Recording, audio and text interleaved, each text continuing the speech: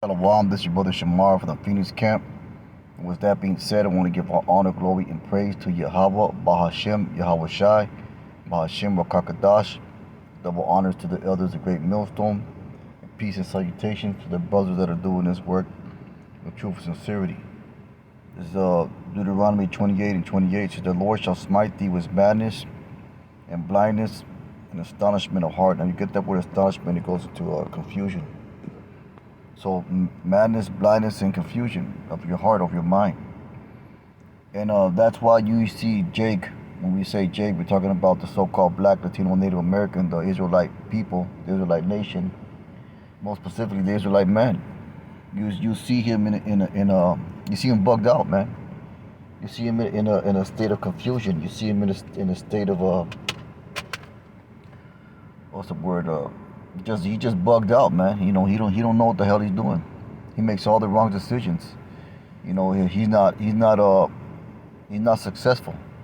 His mentality is self-destructive, man. You know, the Black and Latino culture, which involves a lot of wicked things. You know what they call hood culture. That's all madness and blindness. That's all madness, confusion. And that's what Jake likes to emulate. They like to emulate alcoholism, drug addiction, adultery, whoredom, idolatry, materialism. You know, just a bunch of madness. That's what the average Jake is. He's blinded by. You know, that's what you're given as examples of yourselves.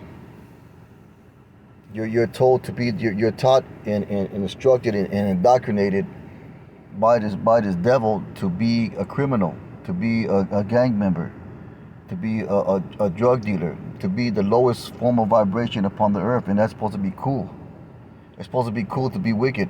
It's supposed to be cool to be unrighteous. That's part of the curses, man. You know, and Jake puts so much value and emphasis on the so-called hood culture. It's ridiculous, man. You know, and why do I say this? Because I grew up around that so-called hood culture, and I was influenced by it. Just as the men around me were, the brothers around me, they some brothers, they grew up in that hood gang culture, man. You know, but we been taken out of that. You know, we were, you know, whether or how, it doesn't matter if you were directly involved in it or it was just something that was going on in your neighborhood. It still had an effect on you. It's still something that you wanted to emulate and be a part of as a youth. And that's fucking blindness, man. That's confusion. And that's part of the curses right there, man. That's a mind state that's not clear, that's not right, and that's not acceptable to the Most High. And he put that mentality upon us as a curse for us to fail. You know, you could say, and he did it through Esau, man. Esau was the propagator of that. You know, because Esau is the sword of the Most High. He's a whipping stick for you tribes. It says, and thou shalt grope at noonday as a blind gropeth in darkness, because no direction, no focus. Thou shalt not prosper in thy ways. See, so when you live that lifestyle, that hood lifestyle, there's no way you're gonna fucking prosper. You're gonna end up dead or in jail, or drug addicted, and your kids are gonna continue in that cycle. Child abuse, you know, molestation, all that shit, man. Broken homes, dysfunctional families. You're not gonna prosper. You know, you drink too much, you get a DUI, you lose your job. It's just set up for you to fail, and that's part of the curse of the Lord when you really think about it. It says, and thou shalt grope at noonday as the blind gropeth in darkness. Like we said, no direction. And thou shalt not prosper in thy ways, and thou shalt be only oppressed and spoiled. Let's get that. Plunder continually. Yeah, because, you know, we everything that we make as far as finances go is spoiled, man. It's plundered, it's taken away, it's nothing. Evermore, and no man shall save thee. You know, no man's gonna redeem us or save us, or, you know, because meaning we can't even save ourselves. That's why we need Yahweh Shai. Because he died for us to break us free from these curses. First and foremost for the elect, but eventually all of Israel, because 2/3 of our people have to continue to live on these curses until these missiles come, because that's their lot. And that's why we hope that we're those that have the Lord will have mercy upon on that day, for our works. So that's what that is, man. You can keep on going in Deuteronomy 20 chapter, and you'll see how the tribes fit in like a perfect puzzle piece. We're going to get Psalm 60:3 because it speaks once again of astonishment. This Psalm 60:3. Salakia. Psalm 60:3, and it says, Thou hast showed thy people hard things. Thou hast made us to drink the wine of astonishment. And that's that right there. You go into that word, it goes into staggering. So like a drunk, man, lack of focus, lack of direction, not clear-headed at all. That's what the Lord's done to 2/3 of our people. He's took away their common sense for them to fail.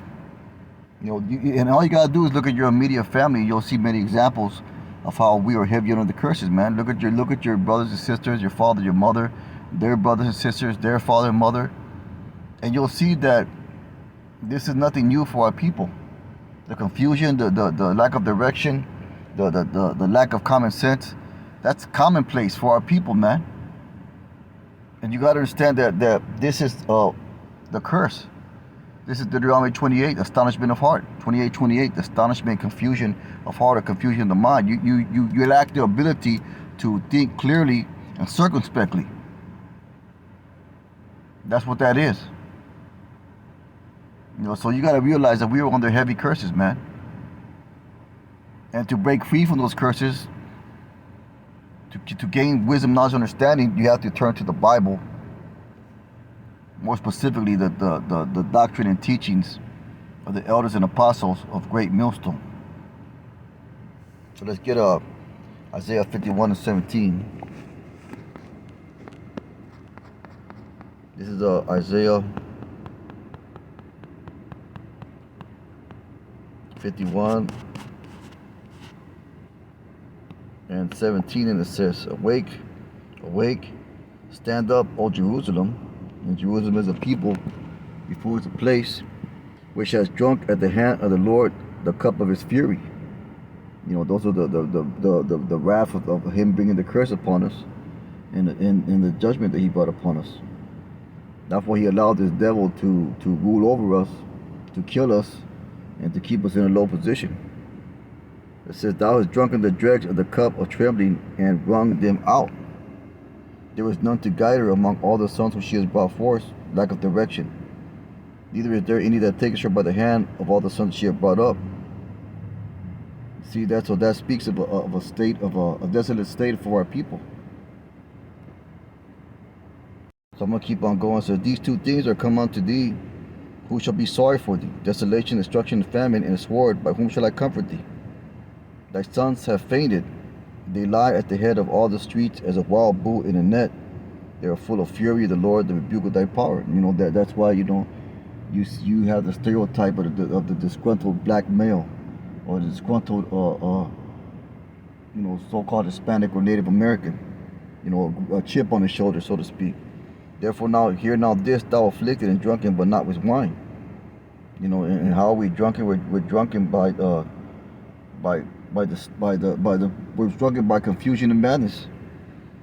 It says, Thus says the Lord, thy power, and the power that pleadeth the cause of his people, behold, I've taken out thy hand, the cups of trembling, even the dregs of the cup of my fury, thou shalt no more drink it again. And how that's going to happen? Because eventually the Lord's going to take away these curses from us and put it on our enemies, man. And he has done so with a very small remnant, which they call the elect in the 1/3, which the Bible calls the elect in the 1/3, first and foremost, man. Because when you come into this truth, we're hoping the elect. We're hoping that we are the elect. You put away those old things. You see clearly now, man. You cleanse yourself from the confusion and madness and the lack of focus and direction that your life once had by the knowing of this word. And ultimately, the Lord's going to take away these curses from all our people and put those curses on our enemies. They're going to have hell to pay. they're going to go through the things that we went through. They're going to be rewarded double for their persecution upon us, even though it's from the Most High on the left-hand side. That's just the way He is. It says, but I will put into the hand of them that afflict thee, which have said to thy soul, bow down that we may go over it, and thou hast laid thy body as the ground, as a street to them that went over. They walked all over us, man. They walked all over us. They walked all over us. When I mean they, I'm talking about our oppressors. Number one being Esau, Edom, who they call the so-called white man. You know, so this is the only hope that we have here in Babylon. You know, the only hope that we have here in Babylon is to repent and come into this truth that's taught by the elders and apostles of Great Millstone, and hope for salvation, hope for mercy. But with that being said, just a real quick lesson. Most I would hope was edifying. Instead, I want to give all honor, glory, and praise to Yahweh Bahashim Yahushai. Call halal Yahweh Bahashim Yahushai. Let's keep on pushing. Shalom.